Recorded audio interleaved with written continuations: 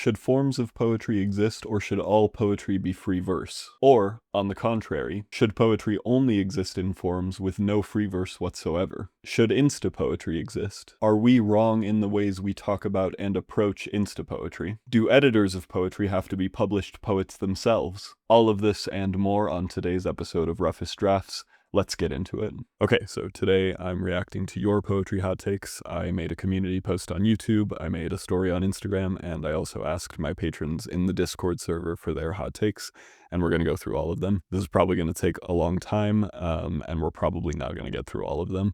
So if you want a part 2 to this video, please let me know. Okay, we're going to start with the hot takes from the Discord server. This first one comes from Big Harm. Haikus are not a good form of poetry, at least not in English. I don't think syllable constraints really play towards the strengths of the English language. The focus on syllable count forsakes more interesting aspects like prosody, at least in my admittedly unsubstantial experience reading them. If you are going to write such short-form poetry, at least make it sound interesting, I think.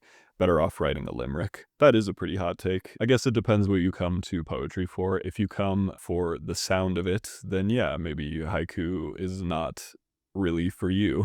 But a lot of poetry is not really all that concerned with sound, no matter how long it is. I would say most poetry is certainly concerned with sound, but not all of it. And in a haiku, I think the appeal is just that you can communicate something so profound with so few words. And in the modern Western tradition, a lot of poets would actually agree with you, Harm, that the syllables really don't do much for the poem. And so the typical 5-7-5 syllable constraints aren't even a necessity in modern haiku, and I've talked about that in recent videos. I disagree. I think haikus are a good form of poetry, but I think like any form, you have to know what you're doing. You have to do it wisely.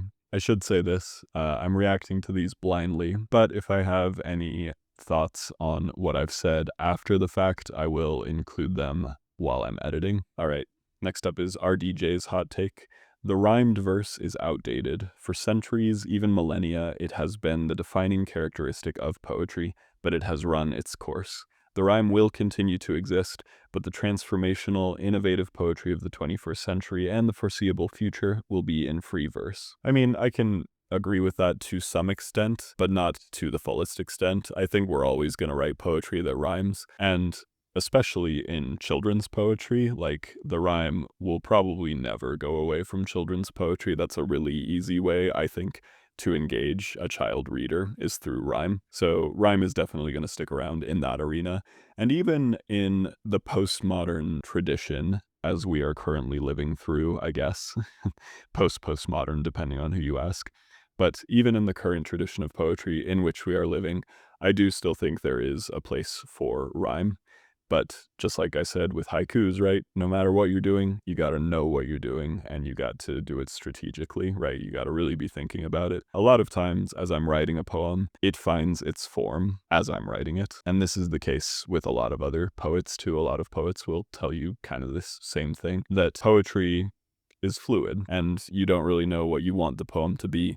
And the poem doesn't know what it wants to be until you actually take a swing at it. And so sometimes I will start a poem and then I very quickly realize, no, this is a poem that needs to rhyme. And that's just kind of how it goes sometimes. For some poets, they start with the form in mind, like a villanelle or a sonnet, which traditionally would employ rhyme. And so in those cases, the rhyme is intended from the starting point. But that's not always the case. Anyway, have I digressed enough from the actual hot take? No, I stayed mostly on course here, I think. I think rhyme will continue to exist in the modern poetic tradition, but yeah, I think it's like phasing out a little bit. But to say it just won't be there at all, I don't think that's true. I think there's definitely going to continue to be rhyme as long as there is poetry, as long as there is verse. All right, next up from Luke. I don't think this will be a hot take to Jonah or this server, but I've ran into people justifying their lack of reading enough that it bears repeating. If you're not reading poetry as much as you're writing, you will not become a good poet. It's okay if you are writing for an audience of yourself, but if you intend to be read by others and you're only talking, then you're missing half the conversation.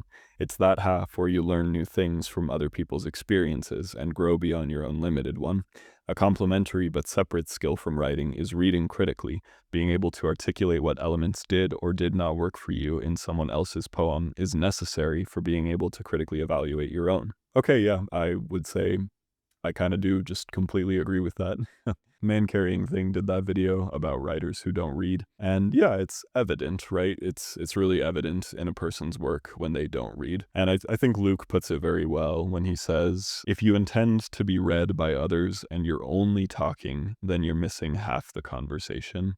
Absolutely. And it's not like, poetry has trends necessarily. It does, but not in the same way that social media has trends. You won't see people for months writing the same type of poem or about the same subject matter necessarily. And so it's important to read because there's such a diverse array of what's going on in poetry.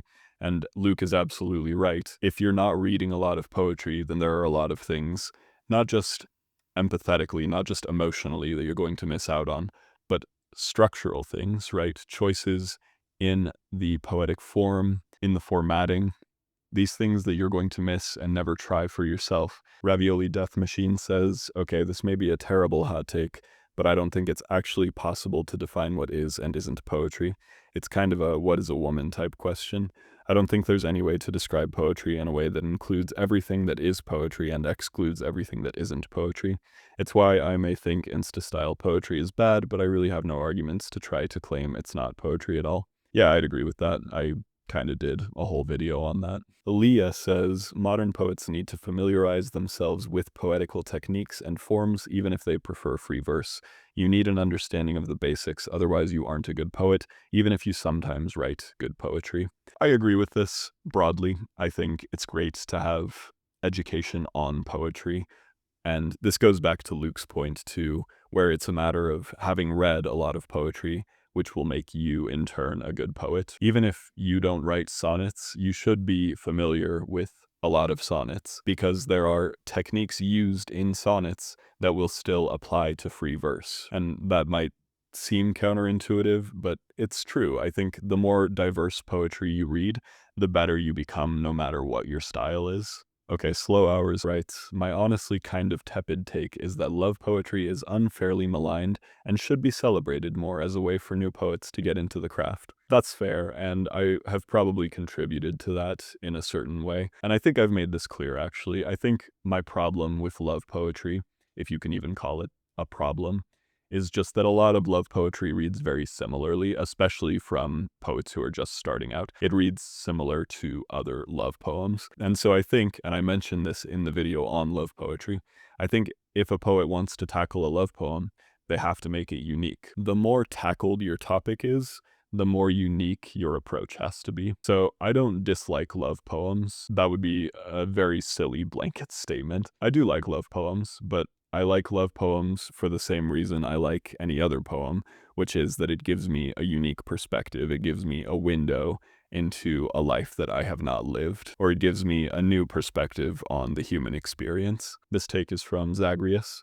Instapoetry is a different form than traditional poetry and should be critiqued as such. You wouldn't criticize a spoken word poem for its simplistic language, because that's often a necessary part of the spoken word form. It needs to be able to be parsed easily by the audience. In the same sense, I think Instapoetry poems should be critiqued with their purpose in mind, to be easily digestible on an Instagram timeline. That's fair, yeah, and there are a lot of schools of thought when it comes to poetry criticism in any form, in any way. So that's, I think, an absolutely fair take. Even though the reason I critique Instapoetry and poetry like it the way I do is because I do want to try to elevate the art form, right? And I want to try to get people who are writing poetry to be a little more intentional about the whole thing. I don't know if intentional is the right word there, but to maybe put more into the craft than some Insta poets might. So I definitely understand Zagreus's perspective here, but my perspective is, I think it's okay to hold bad poetry to a high standard if we want to be writing better poetry, if we want people broadly to be writing better poetry. Maybe that's a hot take in and of itself. I have said before that Insta poetry is a good gateway toward poetry in general, and so it is useful in that respect. I don't think I even mean to say that Instapoetry should not exist, right? Who would I be to say that? I just kind of wish Instapoets would provide a little more depth, but it's fine. Let people enjoy things and all that. Out of all the takes so far, I'll be very curious to hear what people think about this one. All right, Kip says, 1. Being repetitive is something I have a problem with, but I'm just giving the same criticism Jonah already has. It just comes to mind since I'm reading poems right now that switch back and forth between repetitive and others that are less so.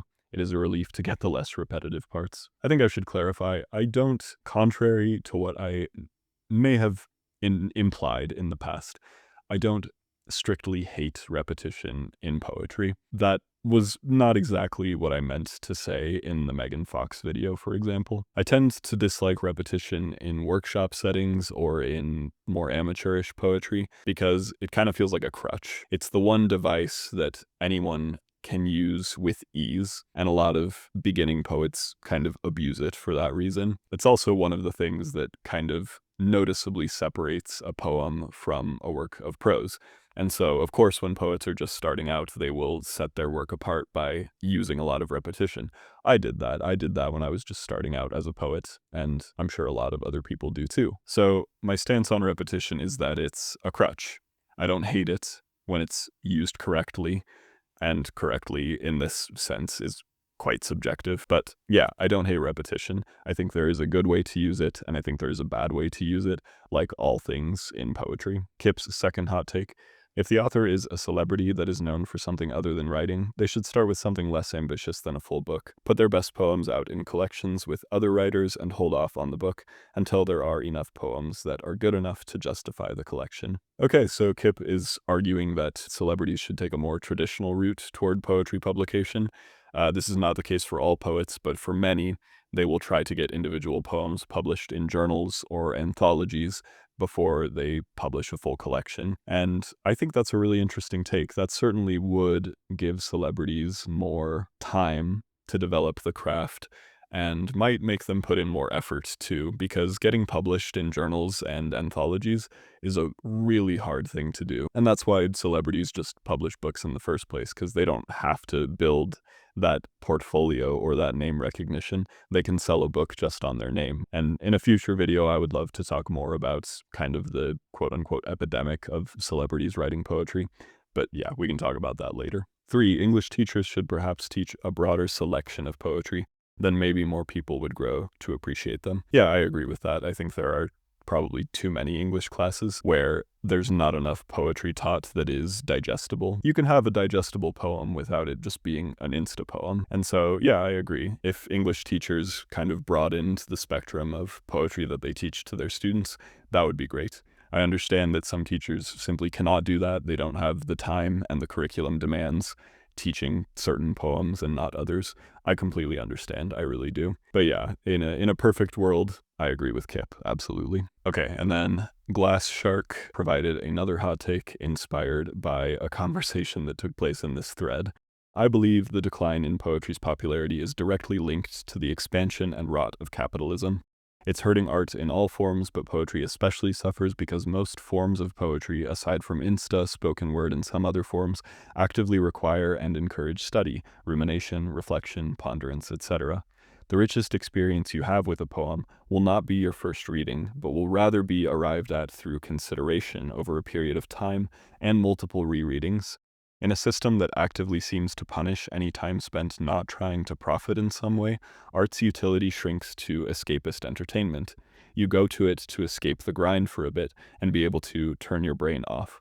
Poetry in most of its forms is simply unable to fulfill that specific desire because of its high need for reader engagement, and is thus struggling to keep a readership. Okay, so regarding Glass's overall point, I definitely agree with that. Capitalism is making us tired, and that fatigue makes us just want to engage with things that are easier. And poetry has a stigma of not being very easy, in part because of what we just talked about with Kip's hot take about English teachers, right?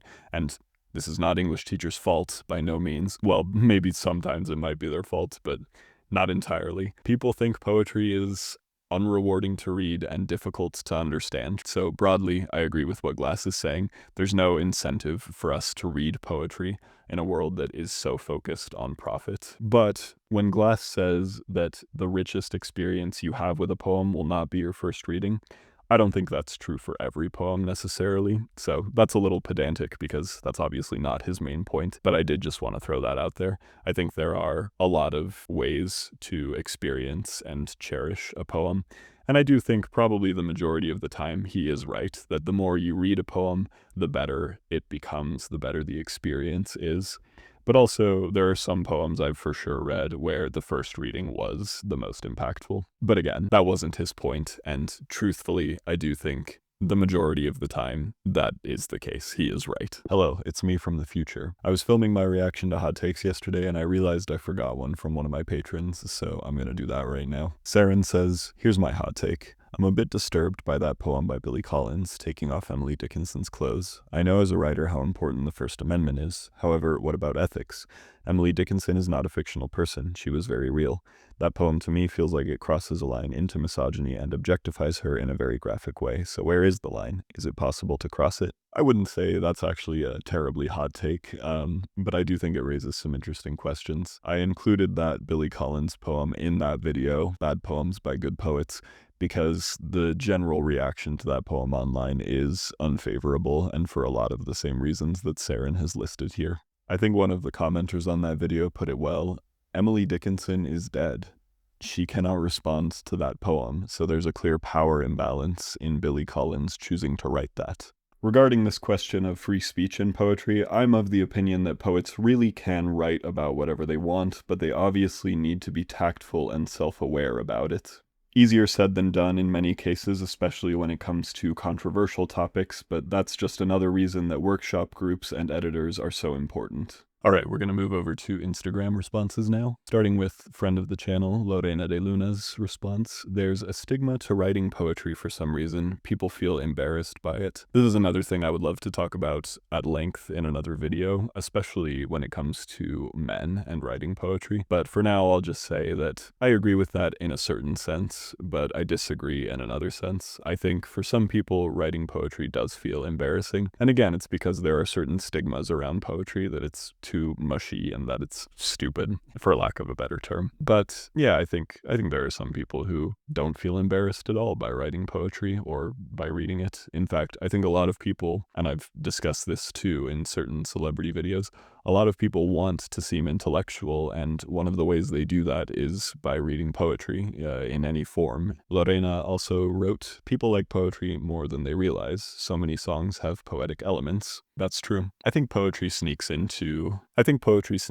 our daily lives in a lot of ways that we don't even realize. Lorena also wrote, "This photo selection is frying me. If you were not aware, this was the picture with which I made that Instagram story." And then we have a response from another friend of the channel, Aya Gullickson. "Poems that sound like a paragraph. No rhyme, no metaphor, no complexity." I have no idea how Instagram really works. I don't know if there's like a character limit when responding to these things, so I don't know if this was intentionally a fragment.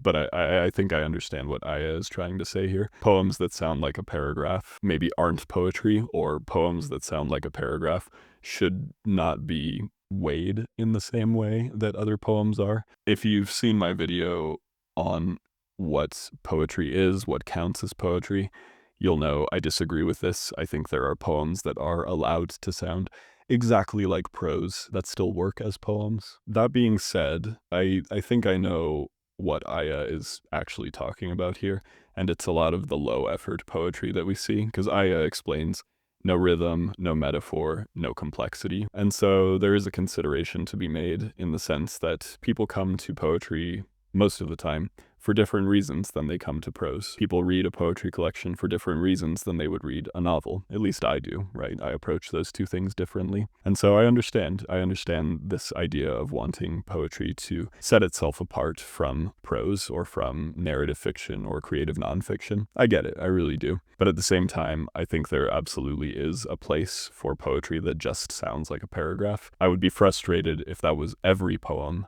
but it's not, right? There's a place for that from time to time. All right, Steve Hughes said, "Poetry is better read than heard. I find most readings detract from the text." in many ways that can be true, but then you also have to consider that there are poems that are meant to be read, spoken word poetry. Now, that being said, I think in the majority of cases I do agree with this, because when you're just hearing a poem, it's harder to actually interact with, right? Because poets make very intentional choices about what goes on the page and how it goes on the page, like with line breaks and stanza breaks, for example, and you might not get that from a reading of the poem. So yeah, I would say broadly I agree with Steve's take here. Sincerely, Hiruka wrote about prose and writing, not necessarily poetry exclusively.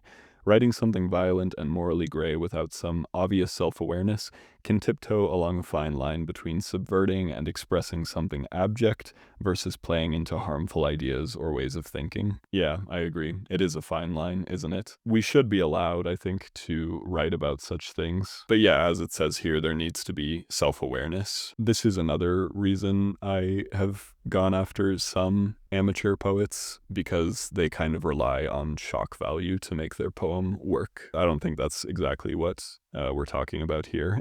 Yeah, obviously you have to be careful writing about sensitive subject matter. You don't want to glamorize it. You don't want to come off as misunderstanding it. As with all things in writing, it absolutely is a fine line between showing and telling, I think. Avo Eulayant says, the end of the line is the worst place for a rhyme.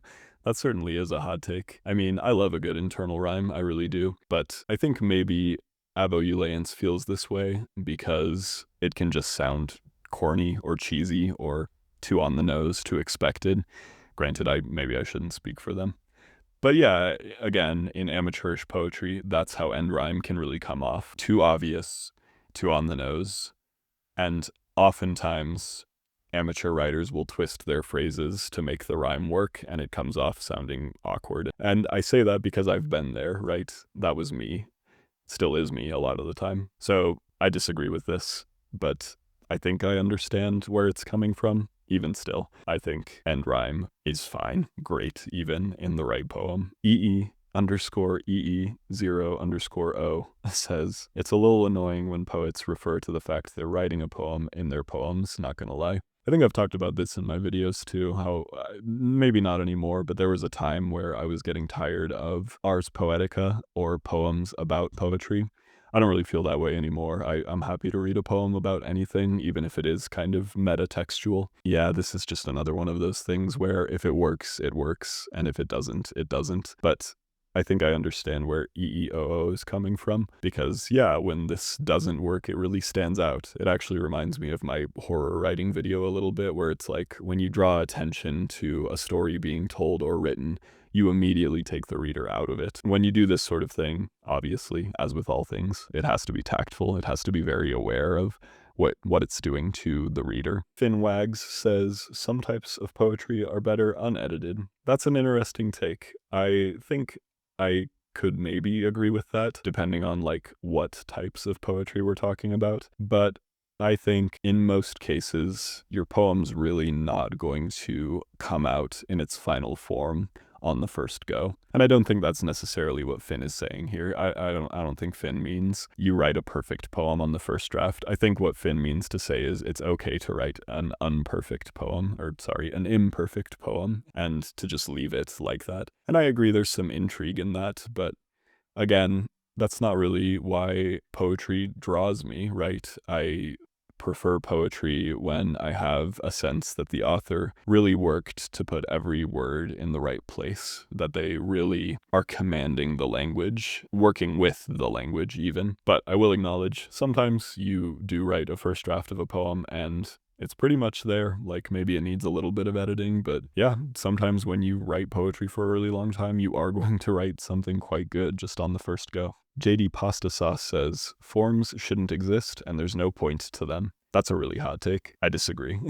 I think there's nothing wrong with forms existing, and frankly, I really love it when people invent new forms, even if they don't gain a lot of traction. I think it presents interesting challenges for us as writers and as poets to try and make something work in the space provided. It's a test of one's ability in a lot of ways, and it's not only fun for a reader to read, but it's fun for a writer to write. Anna Oni Grenzen says, some of the poetry in Doki Doki Literature Club is, in my opinion, way better than best-selling celebrity poetry books. Okay, I won't fully comment on this now because it's been a long time since I have read those poems, but that's probably true. I don't know.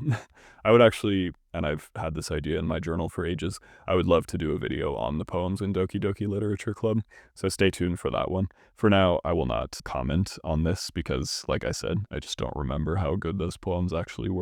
Okay, Don't Call Me Magical Beanie says, I cannot stand poetry open mics. I hate the Notes app and what it has done for me, poetry. I like open mics generally. I think there's always going to be like, I don't know, a boring spell or an awkward spell at an open mic.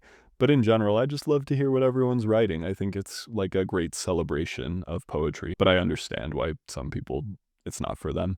And this actually kind of ties back to that previous take where sometimes it's better to just look at a poem on the page than to hear it read. I will also acknowledge that some people just aren't great performer poets, and I don't think you have to be to do a good reading of a poem. I don't think I'm a performer poet. I'm not sure if this is a separate take. I hate the Notes app and what it has done for me, poetry. Yeah, a lot of poetry that gets published these days just kind of reads as Notes app poetry. Not all of it though, and I personally think the Notes app is good because it means I can write down anything at any time without having to carry a journal and pencil around with me. So overall, I think it's a good thing because it lets writers write things down without forgetting them. Okay, 19 ETC says, I tend to really not like free verse poetry. I find forms of poetry much more interesting. It's so funny, all the comments and varied opinions we're getting on form here. I kind of love it. I disagree. I like free verse, but I also like forms. Form is great, especially if what you love about poetry is the rhyme. I know not every form includes rhyme to it. It's also great, based on what I was talking about earlier, if what you love about poetry is an author's ability to work with the language and to command it to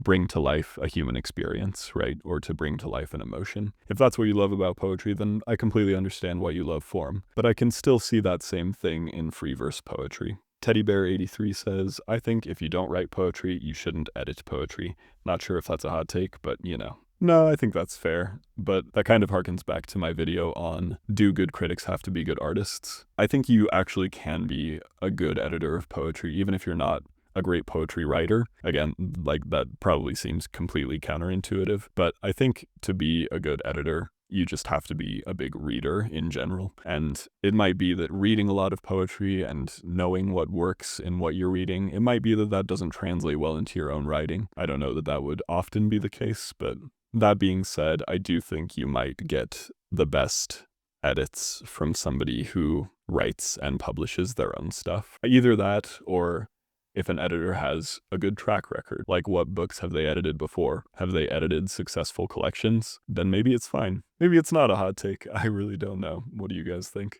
Okay, Jay Werby says, poetry has more staying power as a medium than the novel and is more widely beneficial. I guess it depends what you mean by staying power, but that's a loaded hot take there, Jay Werby. I think poetry will always be around. I don't know that it's really comparable to the novel because I think they'll both just always be around. Now, that said, we've been writing poetry since forever. I don't think it's going anywhere, but in that same way, I don't think the novel is going anywhere either. As for whether poetry is more beneficial than novels, again, it depends. Like, that's a loaded statement, because what do you mean by beneficial? One of the reasons I like poetry, and I encourage people to read poetry, is because it's brief. It's this very brief moment of humanity. A lot of us, as Glass pointed out in his hot take, a lot of us don't have time for novels in a capitalist society, but we might have time to be able to read one poem every night before we go to bed. And even if we don't understand it that well, I think there's still benefit to that, right? There's no need to dissect it. You can just read it and let it wash over you. One of my friends in my MFA program says, pay less attention to what the poem means and more attention to how it makes you feel. So again, this is a loaded statement because it depends what you mean by staying power and it depends what you mean by beneficial. So I'm sorry if this response sucked. Okay, Seth Some Numbers wrote, a lot of people think if it doesn't rhyme and has weird stanzas, it must be high art or avant-garde. I think that's true for beginner readers of poetry. I remember I was actually in a poetry workshop with folks who typically wrote fiction or nonfiction, and they were doing things that I think are kind of typical of people who are just starting to write poetry. The one that I remember most was that they were making one-word lines. They were using just one single word as the line. And so the workshop leader asked, "Why are we doing this?" And the response was, "Well, it kind of just seems like the thing to do in poetry. It kind of seems like what poets are doing." So yeah, people who haven't experienced a lot of poetry may feel this way for sure, but not exclusively. It's just hard because poetry is kind of insular, right? Not a lot of people get into poetry much these days, at least compared to, say, novels or movies or plenty of other hobbies. So yeah, people who don't have a lot of experience with poetry obviously aren't going to measure it in the same way that other people do. And again, this might also be kind of a failing of public education, where public education shows us, hey, these are the greatest poems of all time. They tend to rhyme, or they tend to have some intentionality behind their form beyond just, free verse. And so people start to think, oh, well, poets who don't do that, they must be shaking up the system. I think most people who read poetry are discerning enough to know what actually constitutes avant-garde poetry, but people who don't read poetry regularly, yeah, they might be convinced that any poem that doesn't rhyme or has weird stanzas, that it must be high art. I don't know. Lisa ADF says, if a poem doesn't confuse me a bit and make me want to read it 10 times, it isn't a good poem. I like that as a take a lot. I disagree. I think there are poems that are very easily understood that still count as great poems. But it goes back to what I've said already at this point. It goes back to this idea of, well, for what reason do you engage with poetry in the first place? Probably for a different reason than you engage with prose. And so if that's the case, then yeah, you obviously want poetry to be doing something different than what prose is doing, than what creative nonfiction or fiction is doing. So I understand this. And like I said, I just want a variance. I want poems that are weird and wacky, and sometimes I want poems that are more straightforward. I don't want it to be all of one category. Definitely not JY says, our art is commodified and hybrid work is unappreciated for how brilliant and unique it is. I agree, and I haven't actually talked about hybrid work a lot on this channel. I would love to do a video about erasure poetry and the many, many creative ways that artists and authors employ erasure techniques, because I think that reaches a point where it counts as a hybrid work, right? Hybrid work is unappreciated, absolutely, probably even more than poetry is. Moses Peak. Wait, is this Moses Peak 12 or Mose Speak 12? Anyway. Not everyone that makes notes app poetry is a poet, including me, but I hope to be someday. Okay, well, this raises an interesting question. What does make someone a poet? Because for me, sometimes it feels like, well, you're not a poet unless you make money writing poetry, which again goes back to this capitalist society that we're living in. Does it count if it's not commodified? That sort of thing. But on the flip side, is a poet just anyone who writes poetry in their free time and their spare time? I don't know, to be honest. I don't know what the answer to that question is. But I think maybe sometimes the barrier of entry is too high and we're too hard on ourselves. We say, well, I can't be a poet until I'm actually published. I can't be a poet until I'm making money. I can't be a poet until I have this degree or whatever. So it raises an interesting question. What does it mean to be a poet? And like I said, I unfortunately don't have an answer. Okay, so we're now on the YouTube community post, and I've sorted comments by top, so we're going to see what the most liked hot takes are here, because those are probably the ones you guys want to hear my thoughts on the most. I like modernist poetry, but more often than not, I don't actually feel the need to decipher it. I am just fine being confused and unsure. I care about the words and the sound and how it makes me feel more than what it's representing. That deciphering factor is just a fun bonus. Okay, when the commenter says modernist poetry, I'm not actually sure if they mean like poetry from the modernist literary movement or just poetry in the modern day.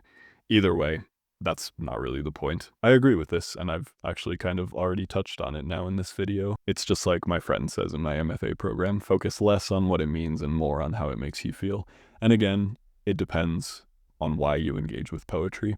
Do you want to decipher it, or do you want it to just wash over you? And on different days, I honestly have different trains of thought about the whole thing. There are days where I absolutely want to decipher a poem, and there are days where I just want to feel the poem. That last one was from Frankie Vertigo 6336. Thanks, Frankie. Cheesy Chess WI says, these days, poetry is too much an art and not enough a craft. That poetry has become less intimidating is a good thing. More poets and more poetry is an objectively positive thing. Yet too many people are starting with and sticking to free verse without developing their craft enough, engaging with more structured forms. The priority seems to be self-expression, but without the tools of craft, many poems that have great core ideas/images are ultimately mediocre. This issue is exacerbated by online poetry criticism, which seems to split people into two camps. Elitists who will tear everything apart, and folk who will accept no criticism and criticize nothing. So to even point out an area of potential growth in craft is almost taboo, and poetry stays where it is, wallowing. Okay, there are a lot of things here that I agree with. There are some things here that I disagree with. I agree, and we've kind of already touched on this with one of the previous hot takes. I agree that poets need to be well read if they want to be writing good poetry. I agree that poets need to be familiar with form. They need to be familiar with some level of what makes a poem tick. And yeah, I think the commenter, I think Cheesy Chess WI is absolutely right, that because a lot of poets are not familiar with some of these craft elements, their poems end up being underwhelming. And we actually see that, I think, with a lot of celebrity poetry books where they have these great ideas, but then they end up using cliches, or they don't really know how to develop the idea, and it just doesn't come off as impactful as it should, or as it could, I should say. But regarding online poetry criticism, I don't know, I guess it depends like where you get your criticism from. It's been a long time, but I used to engage with r/OC poetry, I think is what it was called, where people could post their own original unpublished poems. And in that community, there was a pretty good mix of like encouragement, but also, hey, here are some critical takeaways that you can try to employ in the next draft or in your future poems. So I thought there was a good balance of that. So like I said, maybe it depends on where you're getting your criticism from. That would make for an interesting video, perhaps online poetry criticism, seeing as I'm part of that. Sometimes people are a little afraid to be more honest or to be more critical, for sure. I think maybe the best thing you can do for your writing is find a writer's group, or at least like a writing partner, somebody who can give you feedback and you can give them feedback to. All the better if it's multiple people, because then you can see which points of view are corroborated and which aren't. Parnashite says, in an era where trying is cringe, poetry in strict rhythm is frequently avoided, not due to style, but due to the emotional vulnerability of openly caring for your craft. Oh, interesting. I never thought about it from that perspective. I would say most people who are serious about poetry, not even that. I would say most academics would absolutely disagree with that. So it depends on the audience that we're talking about here. Maybe in online spaces, or if you're trying to net a casual audience with your poetry, maybe that is the case, right? Maybe you don't want to make it appear like you're trying too hard or that you care too much about poetry. But I don't know, in the poetry I engage with, that doesn't seem to be the case. But this is a really interesting perspective on why we're leaning more toward free verse as poets these days. Dragon Jack 505 says, warm take, poetry must sound good aloud. In general, I would say I agree with that. The quality of sound, even in free verse poetry, is kind of a big deal. I think that's one of the major separators of poetry from prose, although prose definitely kind of has an obligation to not sound clunky, right? It has a certain obligation to sound good too. But poetry, in most cases, is kind of supposed to sound beautiful. I understand why they labeled that warm take. I'm curious about the replies there. Poetry is actually meant to be spoken aloud as an art form. It must sound good spoken aloud. It must display lyricism. That comment was from Than Javinder Horst, and I disagree with that. I don't think all poetry is meant to be spoken aloud. Oh, and interesting. Okay, and Fennel Maloney says, agreed, line breaks aren't there for nothing. Otherwise, just write prose, though sentence pacing is still something I highly value in prose. So from Fennel's point of view, the line breaks are meant to impact the rhythm. They're probably meant to be pauses. And I think in a lot of poems that is the case. And I think I actually mentioned this in the Dropout video, but line breaks aren't necessarily meant as pauses. They often can be, but that's not their exclusive function. But that's a whole conversation to be had. All right. Andrea Edoka says, hot take question. Poetry collections, especially ones that aren't based around a single central idea or subject, are harder to read and comprehend. comparative to other kinds of books. Yet most modern discourse is around how to write poetry, not how to read it. I find myself gravitating away from bulkier poetry collections because even if I want to read it in one sitting, I won't ever understand the intention and meaning behind most of them because of the sheer volume, and I don't know if I'm doing something wrong or they are supposed to be consumed differently because no one will tell me. If I can only read a few a day without them melding together, how will I ever be able to finish anyone's complete works? It kind of feels like I'm missing a piece of an elitist puzzle, and I can't get it unless I'm formally trained or something. Okay, well, one thing to point out is that no one should force you to read anyone's complete works.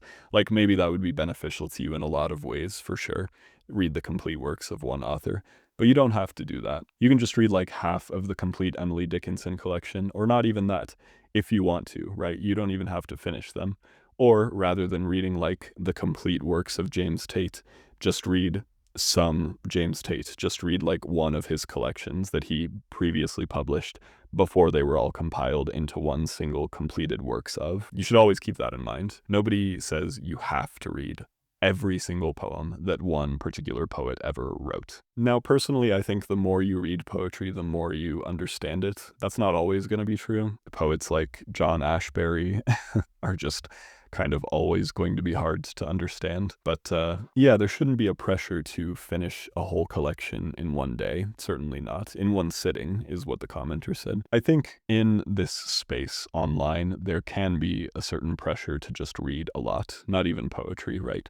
But there's this idea that like, if you're a fan of literature, then you have to be reading all the time. You have to read like 100 books a year if you're serious about literature. Don't let that pressure push on you. If you like poetry, then read poetry and read it however you want to. Nobody should force you to engage with any art in any particular way. I will always encourage my viewers on how I think they might find valuable ways to engage with poetry, but they don't have to do anything I say. Noble the Official says, bad poetry is a good thing. It's good to write, read, make fun of, criticize, and even enjoy. Bad poetry helps us identify what makes good poetry good, what we like and don't like in poetry, our own unique traits and ways of writing poetry, and opens the door for writers to train themselves if they are willing to open themselves up for criticism. It's kind of why I despise people who despise Ruby Kaur and Instapoetry. Like, yeah, she isn't all that great, but there are good poetry in the mud of bad ones, and it's helping people get into poetry and broaden their tastes and figure out their own tastes in poetry. Shouldn't you be celebrating that? At the end of the day, my stance stands. Any form of art, even bad art, is art, and therefore good art. A human made it. Therefore, there is bound to be at least one human it was made for. Yeah, I would say I agree with that overall. And that this again ties back to my video on what counts as poetry or what makes a poem a poem. Just because a poem is quote unquote bad, that doesn't mean it's not a poem. And of course, bad poetry is a good thing. But let me qualify that statement. Bad poetry is a good thing because we're all going to write bad poetry. No matter how good of a poet you become, you are still going to write bad poetry a lot of the time. And I mentioned this in my Bad Poems by Good Poets video, but the thing about good poets is that they know how to take a bad poem and turn it into a good one. Bad poets don't usually undertake that process. They might write something and they won't really care about editing it, making it something more. And this is not true for all bad poets. I know a lot of bad, again, that's a relative term, a lot of bad poets do care about their craft very much, even though the product isn't, traditionally what's seen as good, right? And like I said, relative terms. These are all relative terms. But yeah, I think there is a place for bad art, both personally and in the zeitgeist. And I think maybe the most important point here in this comment is that Ruby Kaur is a gateway for a lot of people. From Van Javenderhorst, 1, poetry is considered easy, even frivolous. Modern poetry does not take poetry seriously, and it shows. 2, modern language. There's something about hearing trending slang in a poem that immediately puts me off. Okay, regarding that second point, I agree sometimes, but as with all pieces of language in a poem, there's a way to intentionally use it and a way to pull it off. Regarding the first piece, I kind of wish I had more context for what we're talking about here. Poetry is considered easy, even frivolous. Modern poetry does not take poetry seriously, and it shows. Like, are we talking about Instapoetry? Are we talking about all free verse poetry in the modern day? Like I said, I wish we had some context. I wish we had a clearer entry point for me to tackle this hot take, because I disagree. I think there's a lot of modern poetry that takes poetry seriously, clearly. Heathcoy Kendall says, poetry lukewarm take. Poets and songwriters are pretty much one and the same, even if they don't want to admit it. The best songs should be able to have meaning and impact without their musical backing, and the best poems are the ones that feel like a song, whether they have a constant rhythm or not. I agree that most poetry should be pretty song-like. Not all, but most. It should sound beautiful, like we've talked about already. Not all poetry needs to, but it's a pretty distinctive feature of poetry compared to prose. Now, as for songwriters, I think there is a standard for good lyrics, but at the same time, and I talked about this in my Do Songwriters Count as Poets video, there's a lot that goes into songwriting beyond just the lyrics, and I think if you take away one of those elements, you're kind of doing a disservice to the artist's vision a little bit. Maybe that's putting it too strongly, but the thing is, the lyrics were not meant to stand on their own. They were meant to be part of something larger. To try to make the lyrics stand on their own as poems, I don't quite think that's fair. Grace Aitken says, I hate it when poems are mega long. I don't know if it's my attention span, but I much prefer it when a poet can convey what they want to say in a shorter form. I think I agree with that. Although we've said it so many times now, but there's a right way to do it and there's a wrong way to do it. I think there are long poems that completely justify their length, and there are other long poems that absolutely do feel like they're meandering. I remember Halsey's poem, actually, like the first poem in Halsey's collection. It was a little too long, I think. I think it meandered too much, and yet it was still a pretty good poem for my taste. Okay, I think we're gonna call it there for now. I've been filming for about an hour, so we're gonna go ahead and take a pause here. But like I said, there were a lot more comments on that post, so if you guys want a part 2 to this video, please let me know. Well, did I contradict myself enough times in this video? Real quick, before I finish up here, I wanted to mention Mary Oliver's A Poetry Handbook. It's a pretty breezy craft book that actually touches on a lot of the things discussed in this video. Form, education, reading poetry, critiquing poetry, and more. This book had been on my list for ages, and I finally got the chance to go through it, and I couldn't stop thinking about it as I was editing this video. If you're into poetry and haven't read this one yet, please check it out. Remember to leave your thoughts and, of course, your poetry hot takes in the comments down below. And hey, before you go, take a look at this poem. This is a piece by one of my patrons, Bonk. Bagel. Red sign, hot bagels and deli. Montague Street bagels. Walk down 4 steps in Brooklyn Heights. Outside, metal tables. Inside, a narrow hall funnels. Us, ready to listen. To our order, an egg and cheese. It's become tradition. Our shared love of Brooklyn bagels followed like a shadow of 2 figures with fingers laced on concrete canvas. Oh, how those bagels closed the distance from 350 miles to kneeling in front of you, our backdrop, the city. For the chance to submit your work at the end of my videos, or if you just like what I do here and want to support, you can consider donating to my Patreon too. For as little as $3 a month, you can see videos early, hear about the books I'm reading each month, and join the community Discord. The Discord is a lot of fun. We do prompts and open mics together. It's a fun place to join some other writers. If you want to support in non-monetary ways, doing all the algorithm stuff really helps. Liking, commenting, subscribing, sharing, fighting in the arena of form versus free verse, etc. You can follow me on my socials if you want, but no matter what, keep reading, keep writing, and ultimately keep in mind, this is a rough draft. And for sticking around till the end, here's a writing prompt for you.